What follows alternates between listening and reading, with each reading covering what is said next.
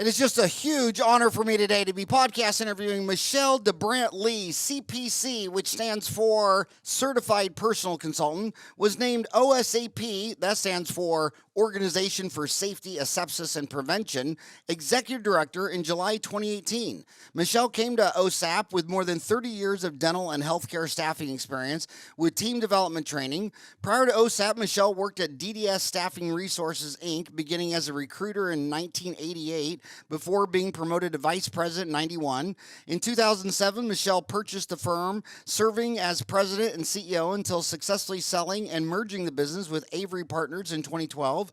She remained with Avery Partners as President of the Staffing Division until 2017.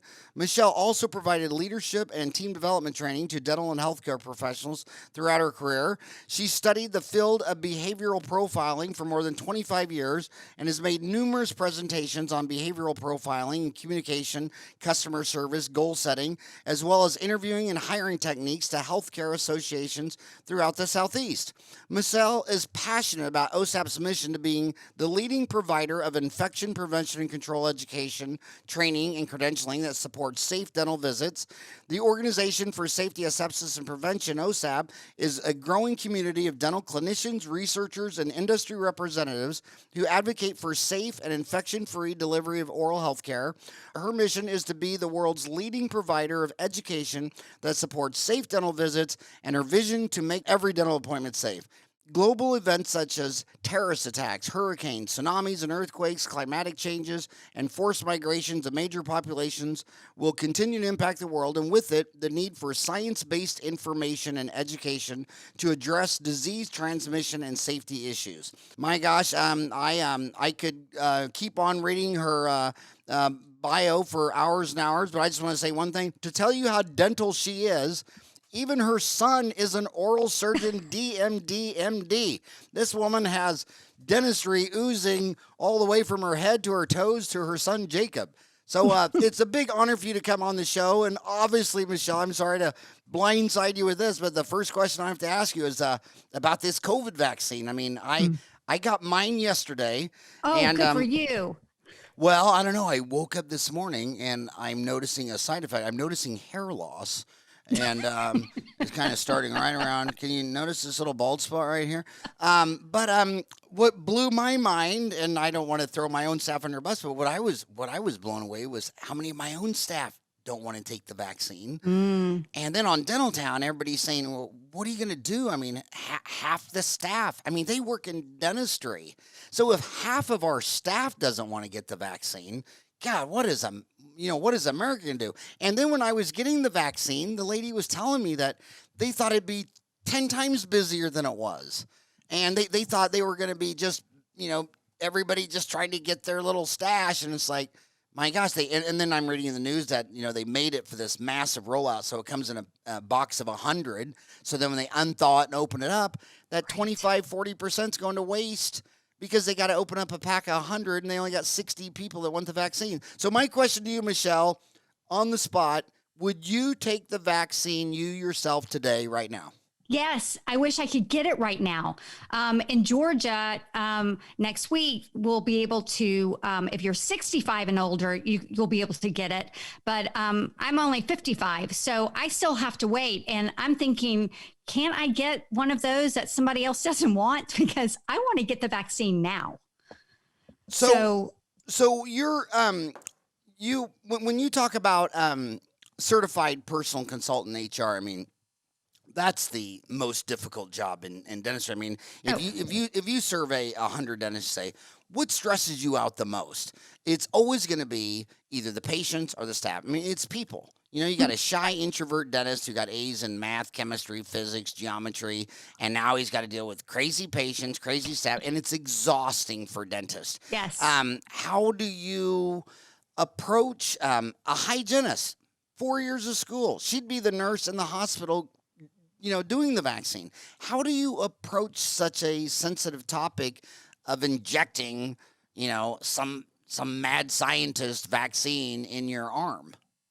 I think with anything, when you're dealing with your team members, it's about communication, and it's having open communication and giving them the resources the correct resources they need to answer the questions they have about it. CDC is doing a great job with providing us information on the vaccine, and that's the first place I would start with the team members. If you have team members who are questioning it, is look, this is the correct information. Stop getting your information from social media. Just because your friend from high school posted something about a vaccine being filled with poison, go to the scientists, go to the people that have studied this, but talk to them, give them those resources. OSAP, we're constantly sharing the resources that are out there so that people can get the right information. But I have no fear with this vaccine at all. Some of these young dental students, they'll make comments like, the political times are crazy now. It's like, okay, well, that just means you're young, because Gallup has shown that from 1980, when I graduated from high school, to 2020, the 40 years of my life from high school to today, only 11% of Americans have trusted the Congress, the White House, the government. So I think if I've learned anything from this pandemic is, when this is all over, we need to go back to the trust issue. It's obvious that no one trusts the government. So it's just, because if you say any word, if I say to my mom, well, the CDC, they want that. Oh, well, they're a paid shill for the pharmaceutical industry. And I said, well, Dr. Fauci does. Oh, he's a politician. I mean, it's like, unless I can get Jesus, the Nazarene, to come back down to Wichita, Kansas, I think my mom would only listen to the Nazarene. I don't think she would listen to anyone else. It's just tough. Well, and it's just really a shame, because the people, we deal with folks over at CDC all the time, and the people I'm talking with, they go into public health and they go into research, not for the money, not for the status, it's a passion they have. And they're not there to give us false information. And I guess I see a whole different side of it. And I wish everybody could see that side. I've told a few of them over there, I feel like I'm their PR agency this year, because I'm just such a big fan of all of their work and everything that they do. I don't know who do you know who the dental director of the CDC is today? Yes. Casey Hannon. Casey Hannon, with a C, Yes. C-A-S-C-Y? Yes, with a C. Hannon.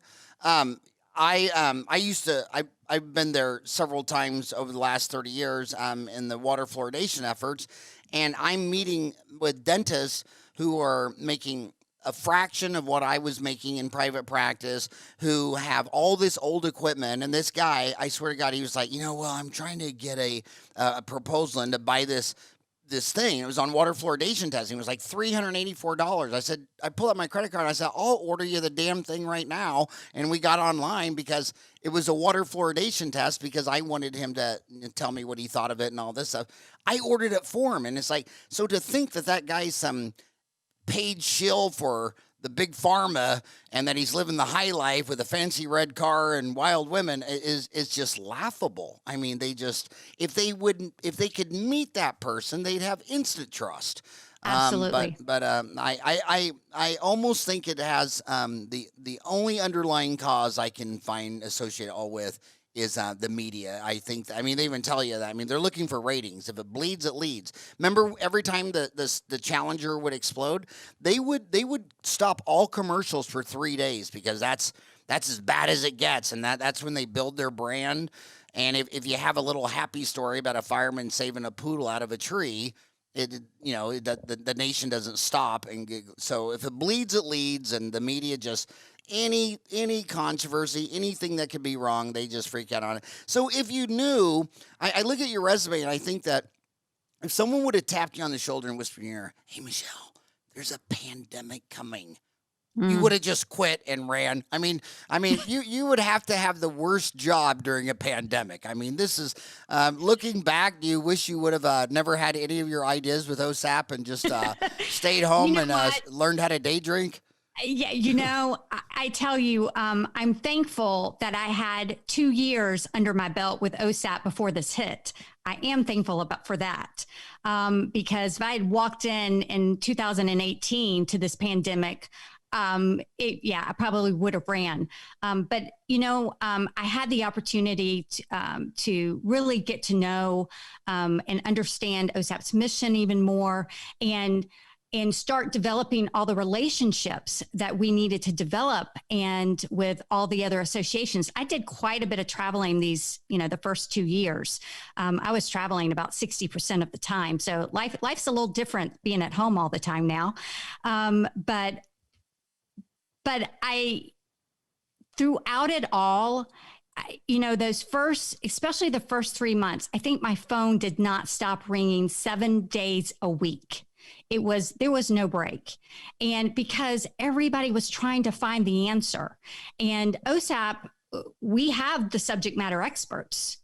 So we were very fortunate. I was very fortunate that I had so many people at my fingertips so that I could connect them. And we made a lot of decisions early on, and they were the right decisions. We made the decisions to not do our own webinars, just to our members, but we provided speakers to all the major associations. We co-branded 3 webinars with American Dental Association. We'd never done that before. We're still collaborating with ADA, ADHA, a lot of the corporations that are OSAP members, the manufacturers of dental infection control products, and the distributors also reached out to us for our subject matter experts to provide trainings for all of their customers. And we realized that by collaborating with everybody else, we would reach more people, because, I had those calls late in the evening of a dental hygienist in tears because she was afraid to go back to work. And what do I do? What do I tell my doctor? Where do we get the resources? And so, it's been a crazy 9 months, but it's been some of the most rewarding work I've ever been able to do. And I've been able to work with some of the most fascinating and giving people. The OSAP community is just incredible. The people that are putting these programs together and these resources, and our opportunity to work with CDC to develop the guidance and the tools to help people implement it, that has even been great. So it's been crazy the past few months, but I wouldn't change it for anything. I really recommend day drinking. I still think you're making a bad mistake. Okay, help me in my mind. So I got 2 websites. I go to your OSAP, OSAP.org. But then another one I go to is dentalinfectioncontrol.org. So what's the difference between the 2 websites, and which one should my homies log on to get information for their private practice? So OSAP.org is the association's website. So that's where you go to become a member, to get information about educational events that we have. We have amazing tools on there for our members, so that if, for instance, we have Ask OSAP. So, one of the... I always say that besides the thermostat, the most argued subject in a dental office is infection control. And instead of just, fighting with your teammates, you can just log on to the OSAP website, go to Ask OSAP, and submit your question. And we have a full-time dentist who biggest part of her job is responding to those questions. It's a great benefit of membership. Now, the other website, dentalinfectioncontrol.org, is it's really cool. It is our collaboration with the Dental Assisting National Board and the Dell Foundation. As in Michael Dell? No, this Okay. is, the Dental Assisting National Board. They do a lot of certifications. So like for the CDA, Certified Dental Assisting, and so much more. But Oh, Dale, Dale. I'm sorry. yes, I thought you said that's my Dell. Southern accent, probably. Well, Michael Dell, the founder of Dell, his dad Yes. was an orthodontist. I And when didn't know that. and when I lectured at TDA back in like '87 or something like that, I sat next to him and he told the funniest story about his other son became an ophthalmologist. Then Michael goes off to college, comes home in 1 week with all this stuff. Tells his dad he met every one of his instructors and every one of them was an idiot. And can he move in their garage and start this business? And he said that him and his wife cried themselves to sleep that night, not knowing what to do with their crazy son, Michael, who's Michael Dell. So in dentistry, when you say Dell, I think of, sorry to interrupt. So OSAP Dell No, that's Foundation. okay. But we, OSAP, about 5-6 years ago, made the decision. There was no certification or certificate program for infection control. So we collaborated with Danby and the Dell Foundation to create the first ever dental infection control certificate program, which, timing is everything, launched March 11th of this year. The exam launched. Now, the first 2 steps of it had already launched, but the assessment to earn the certificate, March 11th. So what was so amazing is, especially in March, April, and May, you have all of these dental professionals sitting at home, not knowing when they're going back to work, not knowing if they're getting paychecks, yet they were logging in and doing these online trainings to earn that certificate. And talk about social media. They would post the certificate on social media. They were so proud. And it just says so much, I think, about the dental profession. People want to do the right things and they want to provide a safe visit. And so many times, I think in dentistry, since the 80s, we've been doing the right things, but we still don't know what we don't know. And so they're going through this certificate program. And I think people were shocked. Sometimes it took them a couple of times to take the assessment before they passed. It's not just a gimme. And so in 21, later this year, we will be launching the first ever certification. So dental professionals will be able to earn more letters to place after their names, because we know in dentistry, the more letters you can put after your name, the better, right? But there's 2 certifications. The Certified in Dental Infection Prevention and Control, which is CDIPC, and then that's for the dental professional clinically in the office. And the other certification is for the dental trade. So for all of those folks working for the distributors, the Shine reps, the Patterson reps, the Darby, the Benco, they will all be able to sit for this certification exam, which is the Dental Industry Specialist in Infection Prevention and Control, DISIPC. And so this dentalinfectioncontrol.org website is where you go to get all the information about the certificate program and the certifications coming up. The certificate program is like step 1. So you have to earn that certificate program, and then you'll be able to sit for the certification when it's launched this year. So we're very excited about that. And I'm happy to say we have almost 900 people who have already earned their certificates this year. Wow. And so do you educate them with like online CE, or how do they? Yes. And talk about how many modules is that, or is it more PDFs? Is it more online CE? Yeah, the certificate program is a just a 3-step program. So there are 2 online modules. One takes about an hour. The other one can take 10 to 12 hours. You do it over time. It's called the e-handbook. And, I've seen a lot of training programs out there. When I went through the e-handbook myself, because, I am not the subject matter expert.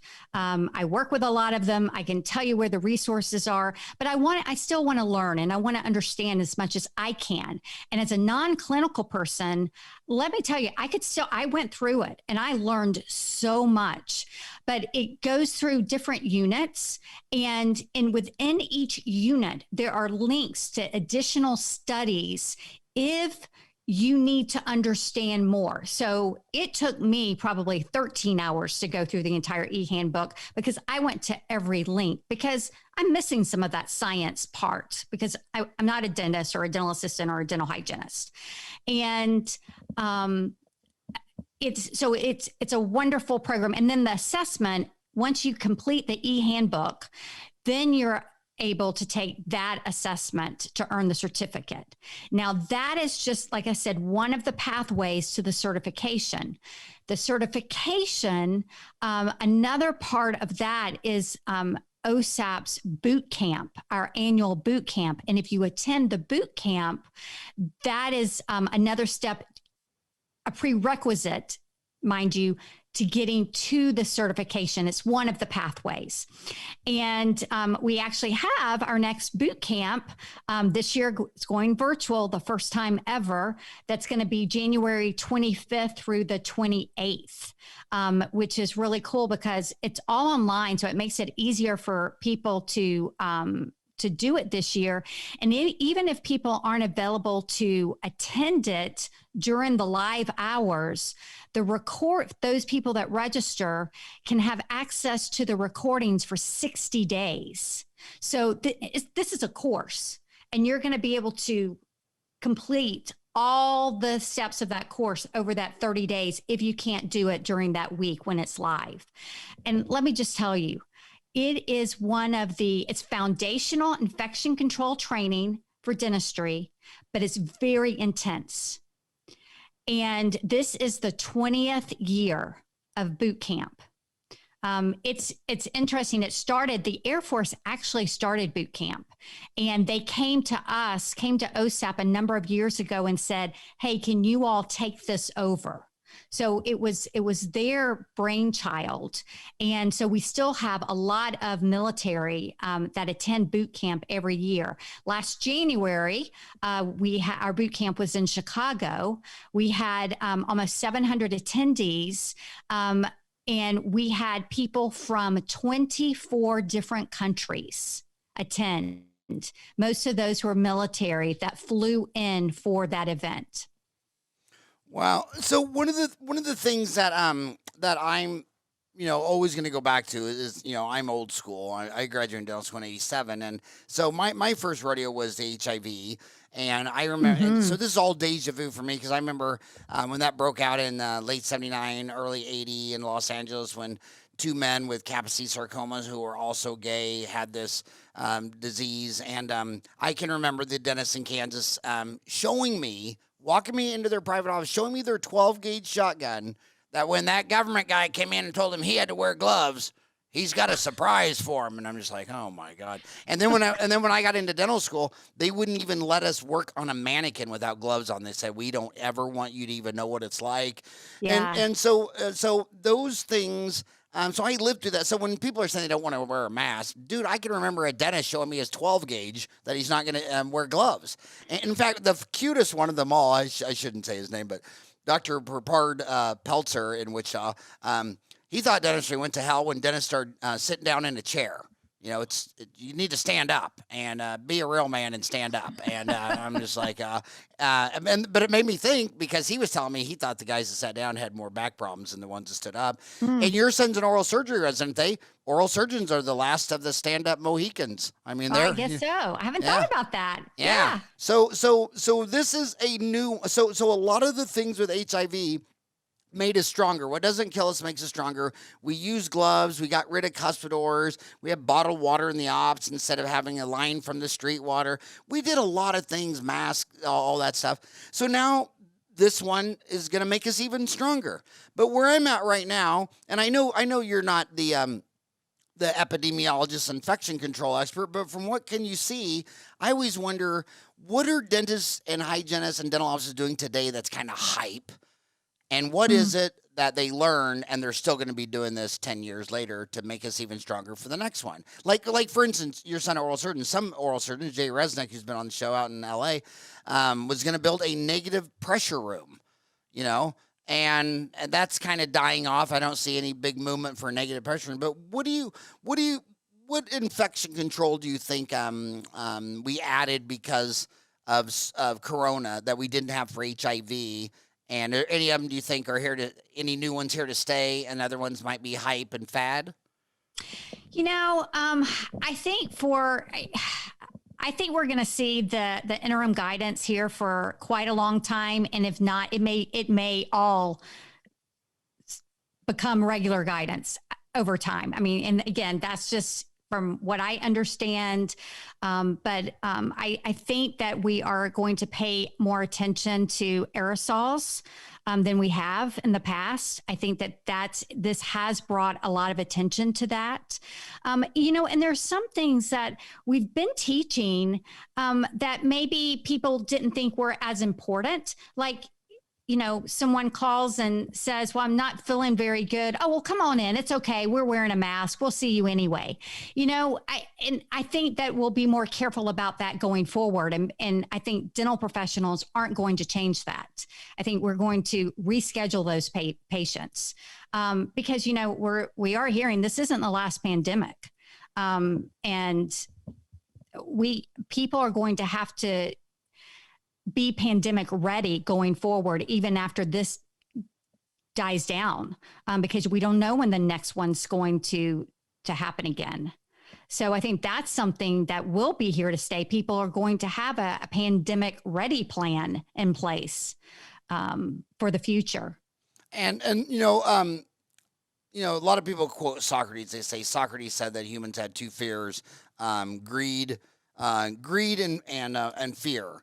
And that fear is obviously bigger than greed because the 10 biggest falls in the stock market are infinitely bigger than the 10 greatest gains. But it really goes, forget humans, it goes back to the biosphere. I mean, you're either predator or prey. Every minute you're thinking about killing an apple while a tiger standing behind you thinking about killing you. So we live in this predator-prey relationship. And I think it works best with my homies.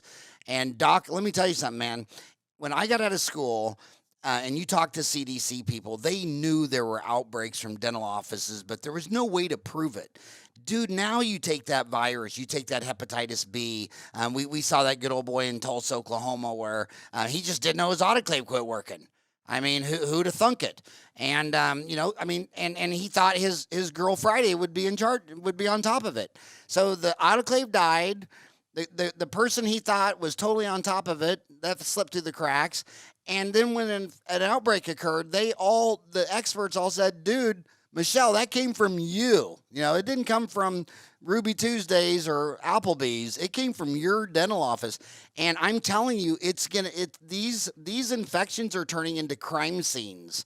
And the days of you can be sloppy on the infection control and it is what it is. No, Doc, you're a big target on your back because if you got insurance with a 1 million to 3 million claim, well, now the lawyers know they're getting paid. And then you got and then if you go in front of a jury, you know, I always wondered why dental cases weren't so big in juries. And then I figured out the first time I asked a criminal defense attorney or in dentistry, and he said, you know, you got Karen up there crying because the root canal fell and she lost her bicuspid, and half the jury's wearing a denture or a partial saying, grow up, young girl. You know what I mean? I mean, you need, you know, even accident attorneys say, we're not even thinking trial unless someone died during the accident. So when you have an infection control lapse and somebody dies, dude, it's going to be really bad. Not just for the victim who died. It's going to be a game changing deal. And I've already seen it happen. It's played out on Dental Town. Also, from a marketing point of view, one thing you might want to consider, and this isn't a sales pitch or whatever, but on that program, if you have like 30 videos, you ought to put like the first one up on Dental Town, the one video, you know, as a marketing, because we put 400 1-hour courses and they've been viewed 1 million times. Wow. So if you gave them an hour intro to what you do, and then for the courses 2 through 30 or 40 or 50, go to dentalinfectioncontrol.org or go to OSAP.org or whatever. That might be a really good marketing thing, because I really want to increase their marketing, because I think it's only going to get more intense with infection control. If we learned anything from a pandemic, this isn't something that people take lightly. I mean, well, and and two, another thing I think dentists should think about these days is patients are more educated now about infection control than ever. I mean, everybody knows what PPE is now, right? I mean, we sat there and watched it in those White House news conferences that were happening all through March and April, and I mean, and I sat there and thought, who has ever heard PPE from the White House?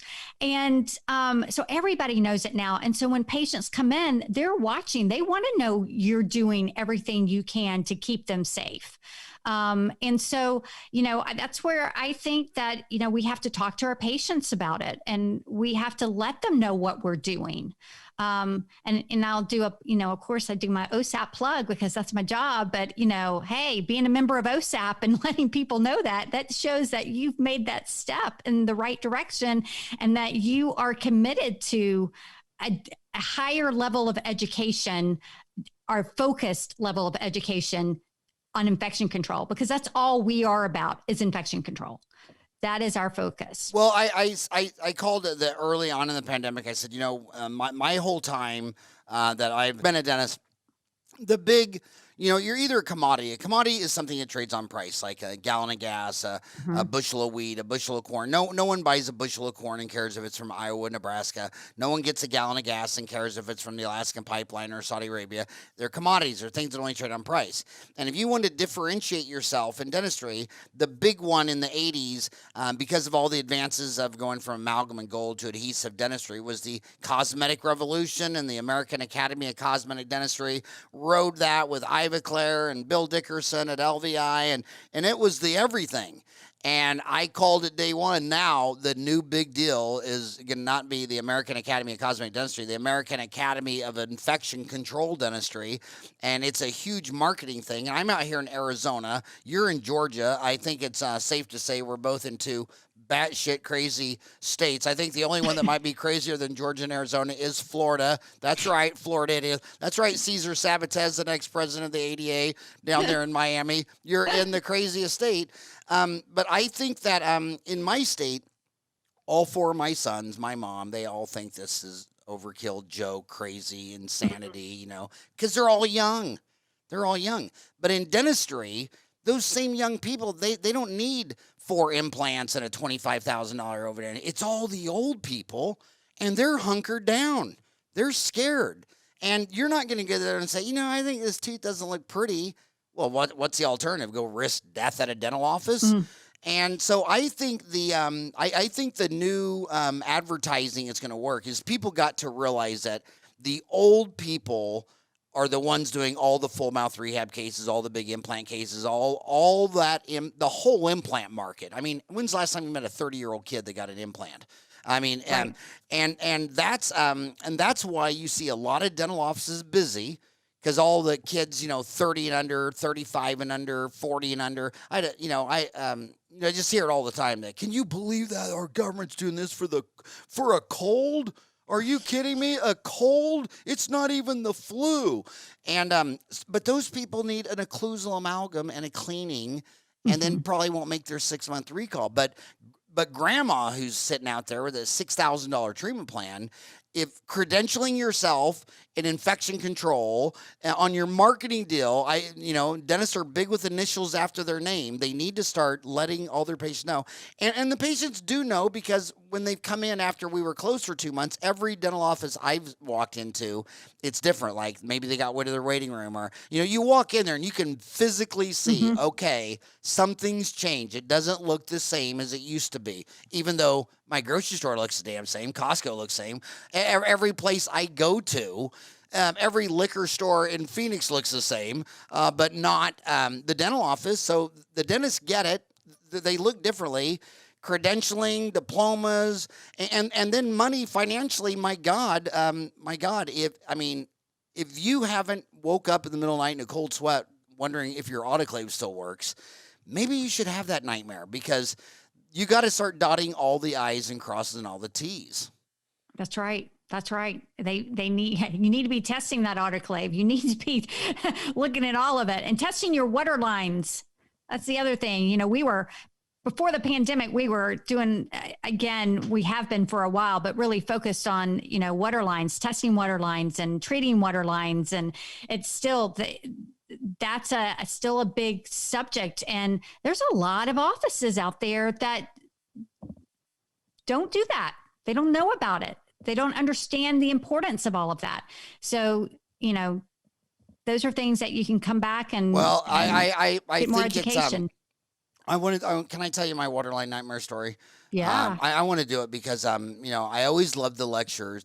When I got my fellowship in the Mission Institute, my diplomat in the International Congress for Implantology, my favorite lectures weren't the ones with low self-esteem showing off their one perfect case that's beautiful, and it's like, okay, I'm sorry your mom didn't love you. It was the ones who would show their failures and what they did wrong and how it got too close, and the higher the self-esteem, the worse they. And I always want to do that. If you're going to take time to lecture, go show them that you're human and show them the worst shot, because they'll remember that one. And I did a root canal. And I mean, it was like just a routine root canal, and the swelling afterwards was like creepy. And I was young; it was like 87, 88. And I'm here in Phoenix, and I just thought that's really weird. And I'm calling all my friends. I called G. John Schoeffel. I called who's the one in Chattanooga, Tennessee, that just passed away, and John McSpadden. I called Ben Johnson, and they just said, well, you do enough root canals, something like that happened. It was like a month later, it happened again. And I call the first one back. I think it was Schoeffel, the first one I called back. He said, you had 2 of these in a month? He goes, when's the last time you had your water lines checked? I said, what? What? I didn't even know. So I called up Jack Dillenberg, who was the dental director for the Arizona State Board of Dental. No, not that. But anyway, he was the dental director of the government, and he gave me the contact. Lady came out, and I don't know what your CFU should be, but let's say it should be like between 1 and 10. Mine was like 1,200. And she said, Howard, you're in Phoenix. Those water lines are 110 degrees, and the water comes out warm, and oh my God, that's when the water lines went. And I had bought this big water cleaner purifier system that cost me several $1,000s. They said, yeah, throw that thing away and go to bottled water. And it's like, I felt horrible. But anyway, she told me at the time she had never seen a CFU that high in a dental office. And and so, but she attributed it to, of course, my stupidity, but Phoenix, Arizona, because remember, back in the day, we were always having problems with impression material. And before the impression material realized, well, if it sits in the back of a UPS truck in Phoenix, Arizona, in the desert, I mean, you get the package, it's warm. Oh, I can't even imagine. Yeah. And then 3M was telling me, they're going, yeah, you're right. That, that stuff's probably 140 degrees. It can't get to be 140 degrees. I said, well, you can't get that stuff to me under 140 degrees. So heat was a big factor in Arizona. Just so I'm sure it'd be different doing dentistry in Antarctica. But my gosh, you just got to get on top of this stuff, because they're going to trace it right back to your front door. And they're going to be knocking on it and saying, hey, we got a kid in the hospital, and you are the cause of it. So, man, there are 2 cases right now still that haven't, I think because of the pandemic, haven't gone all the way to court. One in Anaheim, and I think the other one is in Atlanta, that were because of dental unit water lines. Can you post those 2 cases on Dental Town? Yeah, I'll have to go find that information. Yeah. If you can do that, that would be. So let me see. Yeah, because it's been a year or so, a couple of years, I think. Right. Yeah. I might have already posted that, but that's where do I have it? The Anaheim one, I think, was the one that was supposed to go to trial in April, but I think it was postponed because of the pandemic. Yeah, that one is already a posted thread. I need to find that on Dental Town. You got any key? Well, I'll say an infection control lawsuit, dental office, Anaheim. You think that'd get it? Yeah, or either dental unit Waterline, Anaheim. Yeah, 65 more families. Mm, 65 more families file lawsuit against Anaheim Dental Clinic on behalf of infected children, and yeah. this is just not good. So homies, look, dude. I mean, if you can't up your game for the right reasons, well, then do it for the financial reasons, because this is going to get worse and worse and worse. This is headed on a really bad trajectory. When you're doing this, I noticed that you're working with the Academy of General Dentistry, American Association of Dental Boards, American Dental Assistant Association, ADA, American Dental Education, Dental Assisting National Boards, and then OSAP. This is probably going to be the wildest year you've had. I just can't imagine. Is there what do you think the low hanging fruit of dentists listening to you right now? They're on an hour commute to work. That's what everybody tells me. They're commuting to work for an hour. The ones I feel sorry for are on the Treadmaster. Just get off the Treadmaster. It's not worth it. The What do you want to do? dreadmill is what I call it. Yeah, they just want to live another day, so they have to get on the treadmill again. I mean, none of it makes sense to me. But what do you think is the low-hanging fruit that OSAP can deliver? That if they went to your website, osap.org, what's the low-hanging fruit? Why should they go to that website and join today? So, okay, number one, let me just tell you how inexpensive it is to join.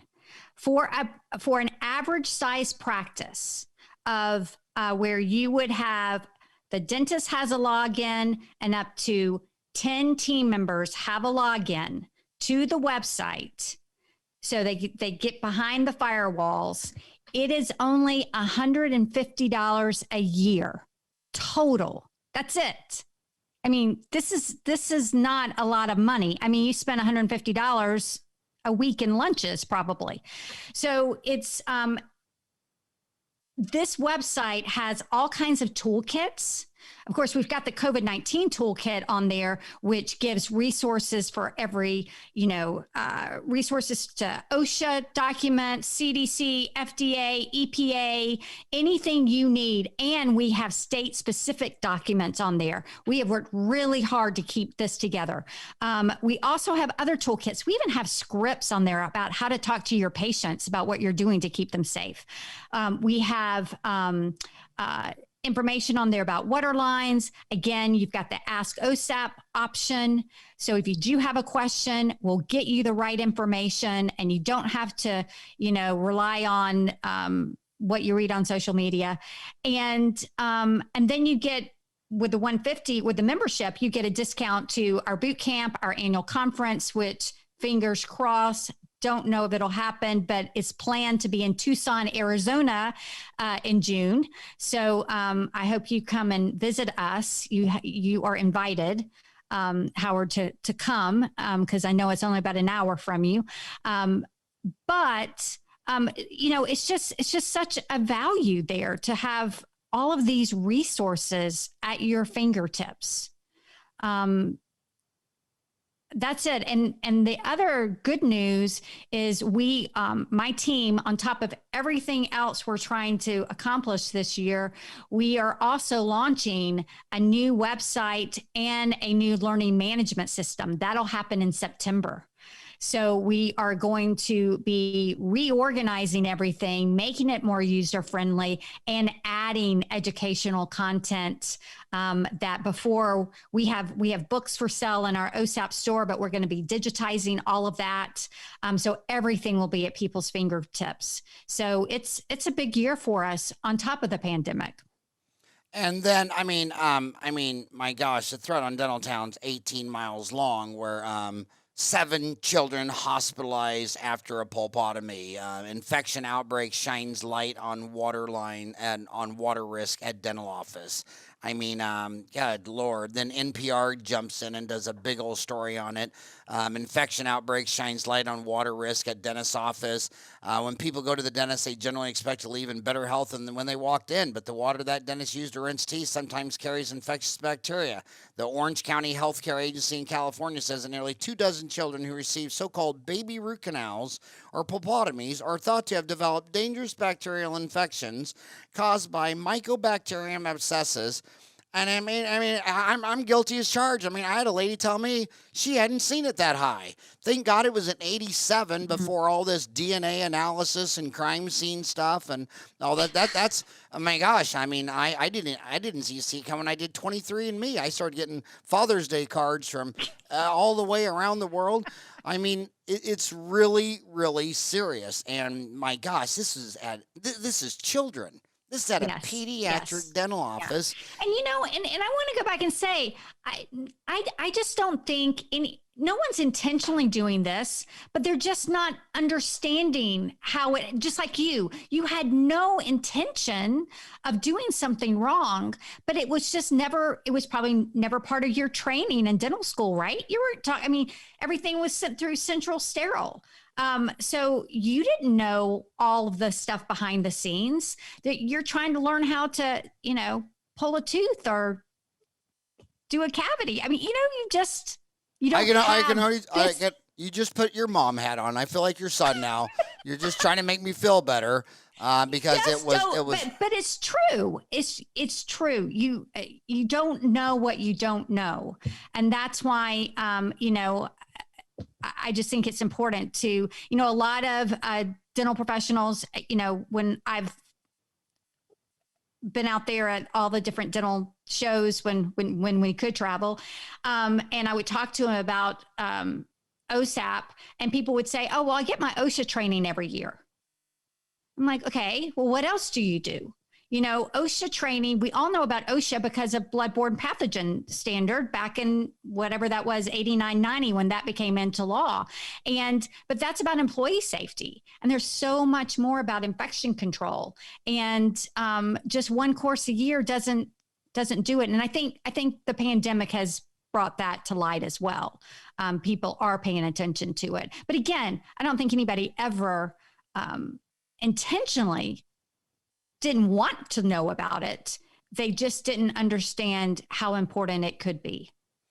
Yeah, well, again, I think you are on the trajectory to become the next American Academy of Cosmetic Dentistry because, my God, if you're not aware of how important this is by now, and if you don't watch those lawsuits, I mean, just today, or when did that come up? Let me see when that came up.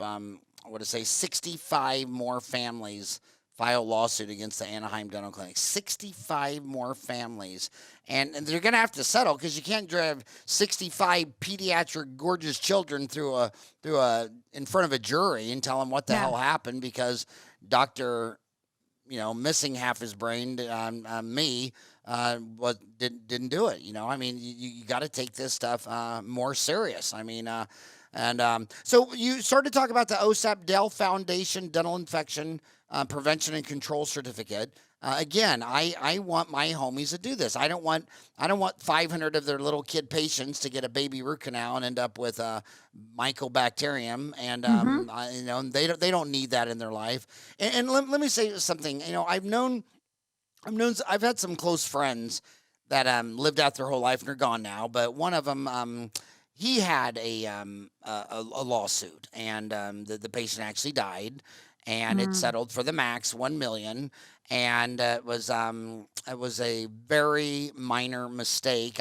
Basically, you have this Bermuda Triangle between your nose and your mouth, where the veins go back into the brain without one-way valves.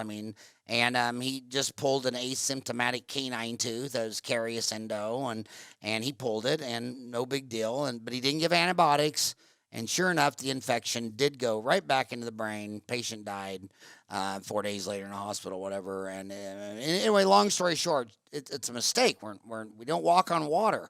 It's a mistake. It's an oversight. And he could have wrote her the prescription, and she might not have filled it. Half of my patients, all the research shows they don't fill the prescription. So he could have just as easily wrote her the prescription and she still would have been dead. But anyway, he never smiled again regarding dentistry for the rest until he passed on. And I just thought that is so sad. And then I Very think, sad. well, yeah, but you expect it, because have you ever had to talk a dentist off the Golden Gate Bridge because he got a Yelp review of 1 star? I mean, you would think it's like, well, did your mom write the review? I mean, if your mom didn't write that review, what are you even talking about? You have 2,000 patients and one of them doesn't like you? Really? Oh my God. I mean, it's just funny how crazy humans are.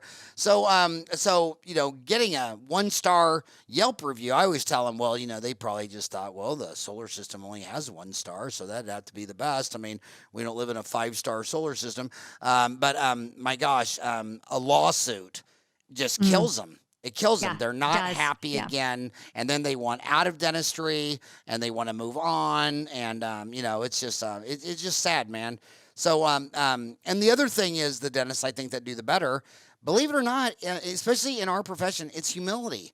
It's humility to be able to stand up that says, maybe OSAP knows something I don't. I mean, after all, look at me. I'm all this. I mean, look at me. I know everything. And I always tell them, I said, well, when you get your dental degree, if you listen to your dean carefully, it says, congratulations, you're a doctor of dental surgery, and you don't know shit about anything else. And it's true, man. You didn't learn accounting, finance, marketing, HR, consulting. Is there anything that you thought we were going to talk about on OSAP that I haven't brought up? No, I don't think so. I think you have covered a lot of it.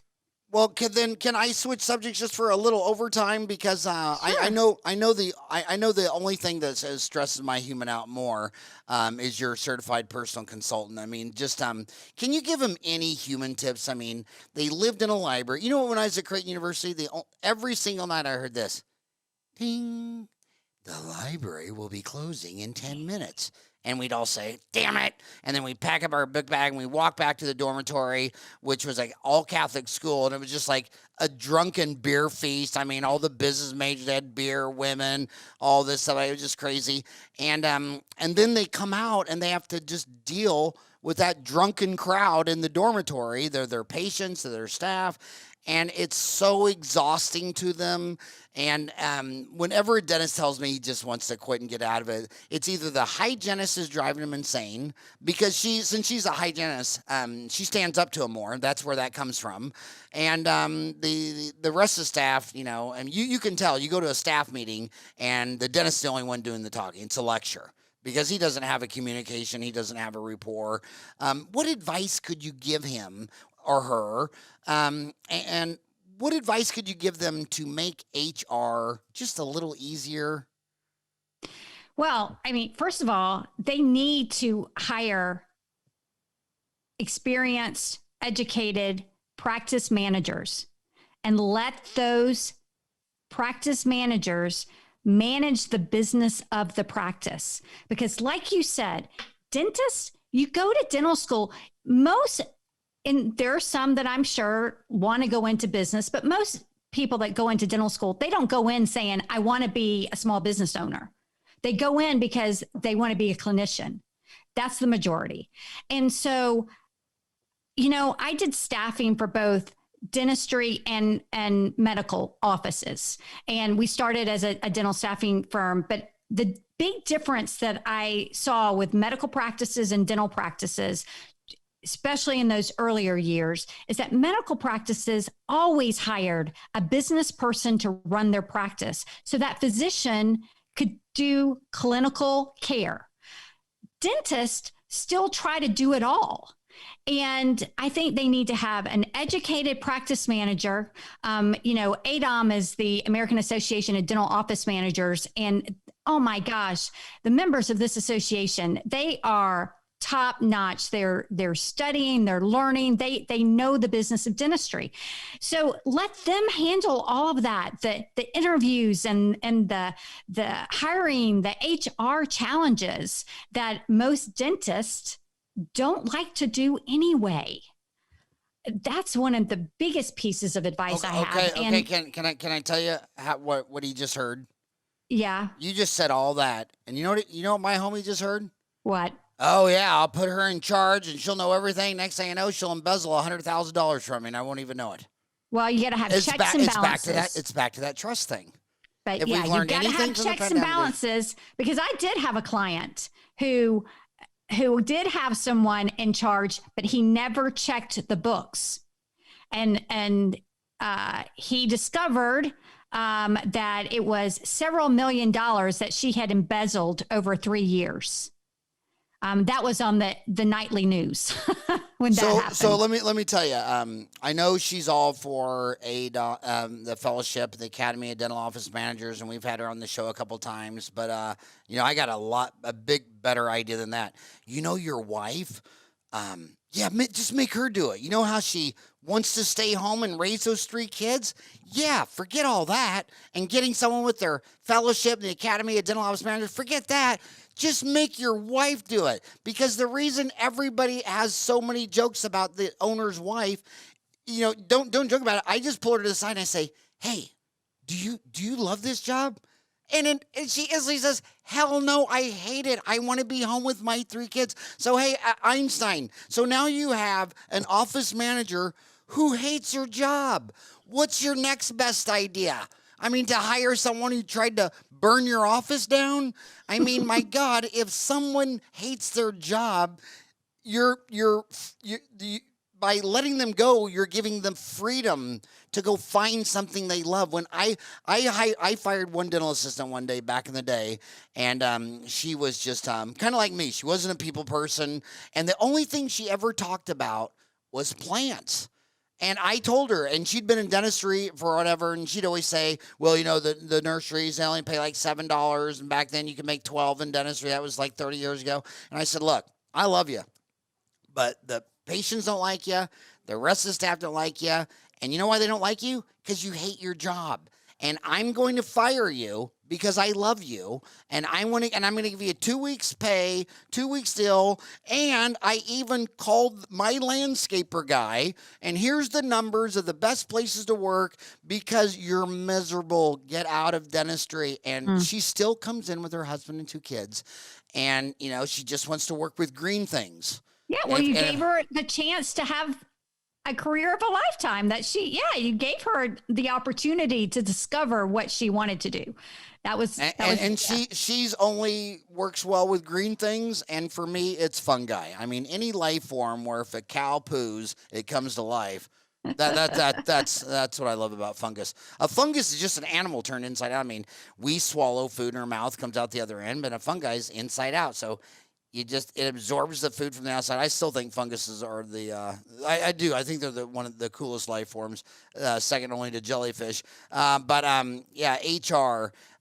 get someone who has their fellowship in the Academy of Dental Office Managers. Get someone who's best. Like a lot of people always ask me, like, well, how do you do it, Howard? You got all these things going on. You got a dental office. You got a magazine, Dental Town magazine website, Ortho Town magazine. You got all these things going on. How do you do it? How do I do it? I got 7 people that have been with me for 20 years.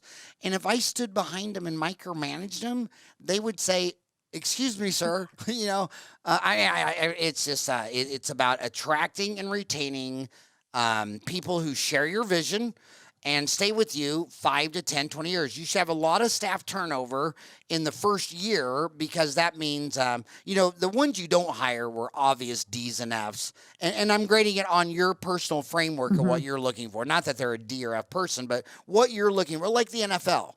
I am an F to anyone looking for an NFL quarterback. I don't know why. I'm same age as Drew Brees, right? And isn't he 58? He's almost 58. But you know what? And the C's are the ones that you didn't get the D's or F's. The C's are the ones that you get rid of real quick, and that's why of all your fires you've ever done, most of them are under a year. The toughest ones are the B's, and usually it takes up to 5 years to weed them out. And then, of course, the A players, and think of all the greatest athletes who didn't go in the first round of the draft. I mean, it's a mile long, including Michael Jordan. I mean, some of the greatest athletes ever. 6 rounds went by before someone said, "Oh, what's that kid from North Carolina? We'll try him." So HR is not perfect. It comes with a lot of mistakes, even in the NBA and the NFL. Think of how many first-round draft quarterbacks were an embarrassment to football. You know what I mean? In the NFL. So, but here's the final say. I just want to say, man, if you don't like something, you're not gonna ever get good at it. Rule number one, it's like a grandmaster chess guy. I don't want to play chess 4 hours a day, 5 hours a day from age 5 to today. When they say that violinist is a genius, she's not a genius. She played violin 4 hours a day. So the reason she played violin 4 hours a day is because she likes playing violin. So you tell me the staff drives you crazy. You tell me all these problems, and I say, well, who's in charge of HR? Me. Okay, so you just told me that you're in charge of a job that you hate and it's not working and it's letting you down. So next up to bat, control freak monkey, is let someone else do it. And if you point to your wife, go back to that first date with your wife in the back of that Ford 150 pickup truck. Were you talking about HR? I mean, was this the topic of the date? No. So, go find someone who looks at your insane dental office with different tribes of people doing different things and overhead too high and all that. So now we're down to sins of pride. Your pride, you're afraid to bring someone in because they're going to say, oh, doc, you are definitely not all that in a bag of chip. You got a messed up recall and your overhead's too high and everything's wrong. So it was control. Now it's pride. And you know who makes all the money in dentistry? It wasn't the A students who got into the post-grad programs like your son. It wasn't the B students. It was the people in the back row, the C players, who were humble enough to say, yeah, I'm not as smart as that guy down in the front row who'll get in oral surgery school, but so I know when I get out of school, I'm gonna look for some office manager who knows what's going on. I'm gonna hire the oldest hygienist I can find that's ran a recall system for 20, 30, 40 years. I'm certainly not gonna start at a dental school with some hygienist that just graduated an hour ago. So I'll tell you what, man, humility gets you far in life. If you can just raise your hand and said, I have a problem. My water lines are crazy. I don't know my infection control. In fact, I can't even sit here right now and prove to you that my hygienist is doing the spore testing and sending them in and it's the right place. I mean, if you're listening to this right now and you can't, if I schedule you at 12 o'clock tomorrow noon with Judge Wapner on the People's Court, and I said, go show Judge Wapner your autoclave works. If you just I don't even know how I'm going to do that. Dude, you need to wake up and you need to go log on to osap.org. How do they contact you, Michelle? At my email, mlee@osap.org. And I do have one more thing I would love to share that's on that website and that I did not share earlier. One of the best resources that we have, especially with the interim infection control guidance from CDC, from ADA, from ADHA, and OSHA, is this best practices checklist. And it will, if it's digital, it's online, we update it anytime the guidance changes. And if you go on there, your team members how to best explain this. It tells you how to operationalize the guidance. The CDC summary checklist and app, that's what you click? No. Okay. It's from our main page. It's up at the top, best practices. Okay, best practices. Okay. I'm not the smartest one in the room. Okay, so I see about OSAP, Knowledge Center. It's on the home page at the very top where you could click on it in a box. Oh, right there in front of me where it says best practices for it couldn't have been any bigger. So that's all your fault that I didn't find it because it could not have made it bigger. Okay, so OSAP, DQP. What's DQP? Dental Quest Partnership. They are CenterQuest's foundation. They helped us. They provided us a grant to allow us gave us the resources to be able to create this document. We created it in June. 15 subject matter experts from around the country worked on this document. and it takes all of the guidance and puts it into a checklist so that dental offices can go through and make sure they have done everything and they are doing everything that they need to do according to all of the new guidance and regulations. Wow. Now, so I just put in my name, number, Yeah, and it's free. and it sent me a PDF. Yes. And yeah. And it's a writable PDF. So you can download it to a tablet as well and just check it off electronically. We always keep the date on there of when it's been last been updated. And because we only update it when guidance changes. Now, do you want them to have to go to the website to download that so you get that? Okay, because I could also post the PDF on that that thread about. Yeah, we'd like them to do that because that's the way I can track how many downloads we get of that. Yep.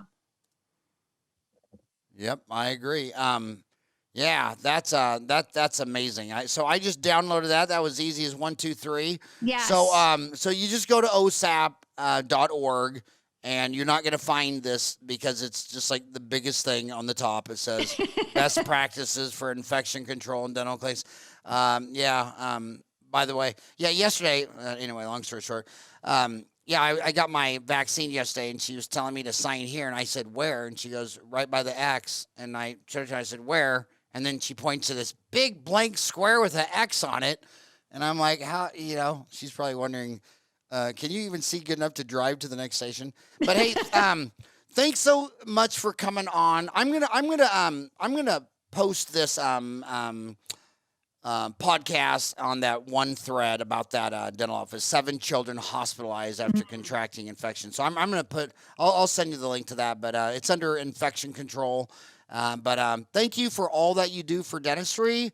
I'm sorry that you were the head sucker in charge during a pandemic. You should have been the president before or after. You never want to have your job during a pandemic. That was very bad timing on your part. But it happened, and you rose to the occasion, and I'm so damn proud of you, and dentistry's lucky to have you. Thanks for all that you do. Thank you. Thank you for all you do. All right, and tell your son I said hello. I will. Thank you. Bye-bye. Bye.